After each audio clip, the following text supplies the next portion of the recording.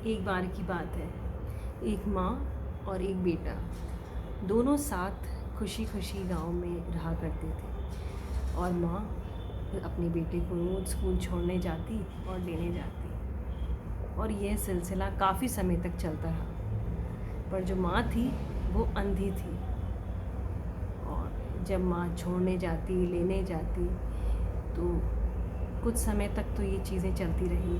और कुछ समय बाद जो बेटा था उसके दोस्त अब उसकी माँ का मजाक बनाने लगे। तो जब ये चीज़ें चलती रही तो उस बेटे को बहुत शर्म आने लगी कि माँ अंधी है और उसके सभी दोस्त उसकी माँ का मजाक बनाते हैं। तो उसको बहुत अजीब लगता था कि ऐसा क्यों हो रहा है। फिर बेटा बड़ा हो गया और ऐसा करते करते फिर शहर चला गया।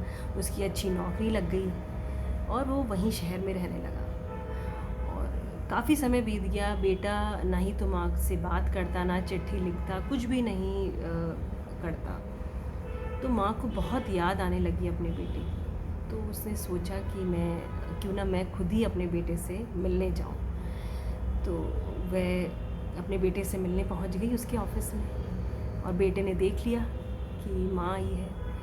तो बजाय खुश होने के उसे वही चीज़ें सब याद आने लगी कि मुझे उसी तरह की शर्मिंदगी होगी, सब मेरा मजाक बनाएंगे।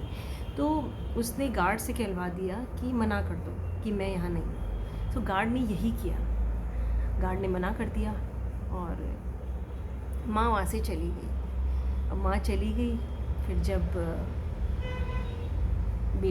बेटे का जब ऑफिस का समय समाप्त हुआ और वो वहाँ से निकला तो उसने देखा कि रास्ते में बहुत भीड़ हो रही है। और जाके उसने देखा कि उसकी माँ मरी पड़ी है और उसके हाथ में एक चिट्ठी है।